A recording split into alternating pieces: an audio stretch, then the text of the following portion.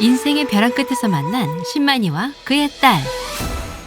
깊은 산속 흐미진 곳의 숲을 사이로 약초를 캐는 신만이와 아버지를 따라 바구니를 들고 함께 약초를 캐는 처녀가 있었어요.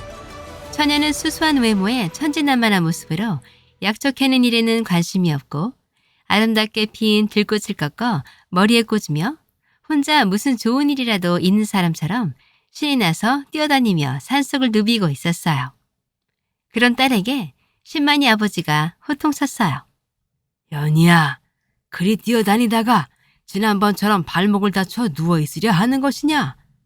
험한 곳이니 조심히 잘 살피고 다니거라. 딸은 아버지의 잔소리에 아랑곳하지 않고 대꾸했어요. 아버지, 제가 아직도 어린아이인 줄 아시오? 내 걱정이랑 마시고 어서 산삼이라도 몇 뿌리 찾으시오. 이거사, 어디 삼이 그리 쉽게 보이는 것인 줄 아느냐? 내가 찾는 것이 아니라 산신님이 허락을 해주시는 날에나 그 영물이 모습을 나타내는 것이다.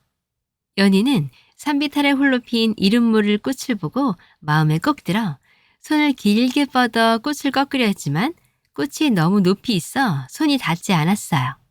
한참을 홀로 그 꽃과 실랑이를 하며 펄쩍 뛰어 올라보기도 하고 까치발을 세우고 안간힘을 써보았지만 끝내 꽃에 손이 닿지 않아 심통이 나버렸어요. 내 오늘 너를 꼭 꺾어야 말 것이야. 연희는 산비탈을 돌아 바위를 기어오르며 꽃이 있는 곳으로 엉금엉금 힘들게 올라가다가 그만 주르르 바위에서 미끄러져 뒹굴게 되었어요. 아이고 아버지! 연희의 그 모습을 보고는 신만이는 피식 웃으며 딸에게 이야기했어요. 뭐하라, 내 그럴 줄 알았다. 조심하라 그리 일렀거늘 다 큰 처녀가 조신하지 못하게 그 꼴이 무엇이냐. 그때 연희가 큰 소리로 아버지를 불렀어요. 아버지, 여기 좀 보시오. 네 아비 아직 안 죽었다. 왜 그리 호들갑이냐? 삼이라도 본 것이냐? 그것이 아니고 여기 웬 사람이 죽었나 보. 신만이는 딸의 말을 듣고 딸이 넘어진 곳으로 급히 달려가 보니 온몸에 상처를 입고 만신창이가 된 모습에 사내가 쓰러져 있었어요. 신만이는 급히 쓰러진 사내의 코에 손을 대어보고 가슴에 귀를 대어보더니 딸의 얼굴을 보며 심각하게 이야기하였어요. 다행히 숨이 약하게 남아있구나.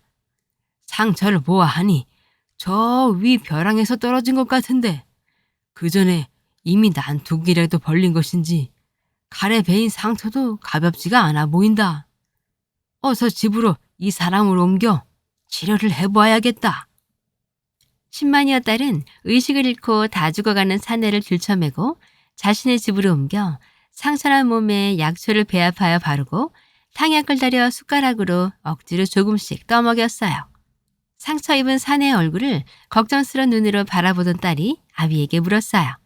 아버지, 이 사람 살 수가 있을 것 같소? 아비는 손을 턱에 개고 심각한 표정으로 답하였어요. 상처가 너무 깊어 장담할 수가 없구나. 지금 상태로 보아서는 산송장이나 다름이 없고 우리가 할 수 있는 일은 모두 하였으니 하늘의 뜻에 맡기는 수밖에. 딸 연희는 아버지의 멱살을 잡고 흔들며 호들갑스럽게 이야기하였어요. 아버지, 이 사람을 꼭 살려주시오. 이거사, 다 죽어가는 사내에게 마음이라도 준 것이냐?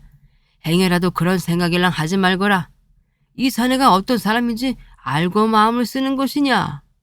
무슨 소리요? 누가 누구에게 마음을 주었다고 그러시오? 그저 사람 목숨이 위태로우니 안타까워 한 소리란 말이오. 천방지축 연희는 아버지에게 써붙이고는 획 돌아서 집 밖으로 나가버렸어요. 아무리 보아도 인물은 화나단 말이야. 내가 정성껏 치료하여 반드시 내 난군으로 삼고 말 테야. 한편 관병들은 벼랑 아래를 샅샅이 뒤져 최엽의 시신을 찾았지만 며칠이 지나도록 그의 시신을 찾을 수 없었어요. 아무리 찾아보아도 그자의 시신을 찾을 수가 없습니다. 벌써 산짐승의 먹이라도 된 것인가? 상처 입은 몸으로 그리 높은 절벽에서 떨어졌으니 살아있다 해도 온전한 몸으로 살아갈 수는 없을 것이다. 이제 그만 우리도 철수하도록 하자. 모두 한양으로 돌아간다. 수일이 흐르자 상처 입은 무사 최엽은 신만이와 딸의 정성스런 치료 덕분에 겨우 정신을 차리고 눈을 뜨게 되었어요. 이제 정신을 좀 드시오. 자리에 누워 눈만 가느다랗게 뜨고 사내가 이야기하였어요. 여기가 어디요? 우리는 산에서 약초를 캐고 사는 사람들이오. 우연히 그대가 쓰러져 있는 것을 발견하고 이리 데려온 것이오. 최엽은 몸을 일으키려 움직여 보았지만 꼼짝도 할 수 없었어요. 안간힘 쓰는 사내를 보며 약초를 썰고 있는 작두를 손에 놓지 않은 채 신만이가 이야기하였어요. 움직이지 마시오. 몸이 그 지경이 되었는데 성한 곳이 있겠소. 상처가 모두 아물 때까지 그저 누워 있어야 할 것이오. 계절이 한번 바뀌고 봄이 만연해져 산과들의 꽃이 활짝 피고 나비가 날아다닐 즈음 겨우내 누워만 있어야 했던 최엽은 지팡이를 짚고 절뚝거리며 몸을 움직일 정도로 호전되었어요. 최엽은 몸을 움직일 수 있게 되자 하루에 한 번 산책을 하였는데 늘 그 곁에는 연희가 함께하였어요. 어느 날 최엽이 집안에 보이지 않자 신만이는 딸에게 물었어요. 그 사내가 보이지 않는구나. 오늘은 홀로 산책을 간 것이냐? 연희는 실망스러운 표정으로 아비에게 이야기하였어요. 내가 함께 간다 하여도 오늘은 꼭 혼자 나가겠다며 나가버렸어. 아버지, 그분이 나에게 반한 것 같지 않소? 이 산에서 내가 가장 예쁜 여인인데 어찌 반하지 않고 배기겠어? 그런 딸을 웃으며 바라보며 신만이 아비가 이야기하였어요. 그 사내가 그리 좋은 것이냐? 좋다기보다 이 산 속에 사내라고는 아버지와 그분뿐이고 산신님이 짝도 없는 나를 가엾게 여겨 그분을 보내준 것이 아니겠어? 신만이는 한층 밝아진 딸의 모습에 흐뭇하면서도 한편으로는 마음이 심란하여 하던 일을 마무리 짓고 집을 나서 최엽이 있는 곳으로 향했어요. 최엽은 산마루에 앉아 노을이 가득한 저무는 해를 바라보고 있었어요. 신만이가 조용히 그의 곁으로 다가가 자리를 잡고 같은 하늘을 바라보며 나란히 앉았어요. 최엽은 옆자리의 신만이에게 눈길 한 번을 주지 않고 그대로 보던 곳을 바라보며 입을 열었어요. 그대로 죽게 내버려두지. 왜 나를 구하였소? 그것을 말이라고 하는 건가? 어찌 죽어가는 사람을 보고도 그대로 놔둘 수가 있다는 것인가? 나는 일평생 검을 쥐던 놈이요. 오직 검 말고는 아는 것도 없고 검을 휘두르는 일 말고는 할 줄 아는 것도 없소이다. 이제 검을 쥘 힘도 하나 없고 홀로 서 있을 수도 없는 이 몸으로 무엇을 할 수 있겠소? 살아있는 것이 부끄럽고 초라할 뿐이요. 신만이는 한숨을 크게 한 번 쉬고는 말을 이어갔어요. 내가 이렇게 산속에서 약초나 캐는 촌부이오만 이것만은 알고 있어.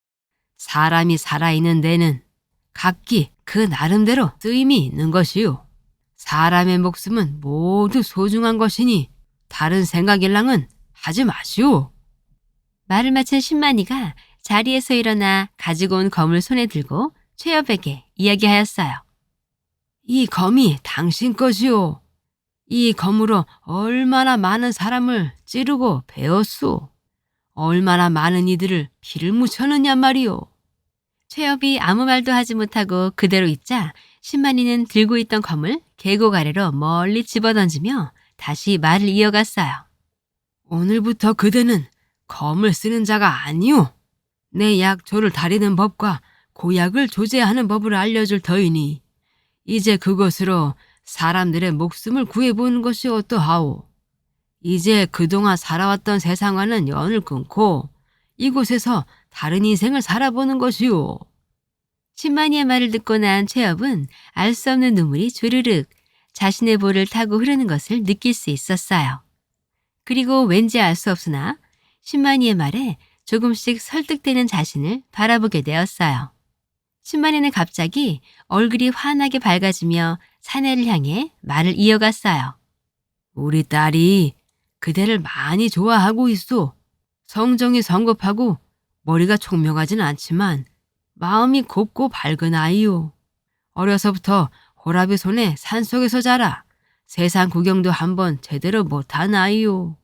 그런데 이 녀석이 자꾸 마을로 내려가 시집을 가버리겠다고 나를 겁박하니 살 수가 없구려. 내 딸을 책임지시오. 최엽은 갑작스런 신만이의 황당한 말에 눈을 동그랗게 뜨고 물었어요. 아니, 어찌 말이 그렇게 흘러간단 말이오. 내가 동안이라 이래 보여도 나이가 꽤 많소. 따님은 아직 어리지 않소. 못해도 20살 가까이 차이는 질터인데 감당할 수 없소이다. 신만이는 화끈 표정으로 최엽에게 당부했어요. 사랑에 나이가 무슨 대수인가. 둘이 마음만 맞으면 사는 것이지. 아무튼 그 아이는 한번 정하면 돌이키지를 않는 직진만 하는 아이니 그리 알고 이제 나를 장인이라 부르게. 최엽은 난처한 표정으로 말을 얼버무렸어요. 아니, 그래도 좀 더 서로를 좀 알 시간도 필요하고. 그러자 신만이는 버럭 소리를 지르며 최엽을 위협했어요. 시끄럽네. 이 깊은 산에 볼 사람이 어디 있다고 뭘 더 알아. 확 계곡으로 다시 밀어버릴까 보다. 자신의 모든 능력을 잃고 겁마저 던져버린 무사 최엽은 조금 난해한 성격의 신만이 부녀와 함께 살게 되었네요. 과연 행복하게 살아갈 수 있을까요? 조금 더 지켜보기로 하죠.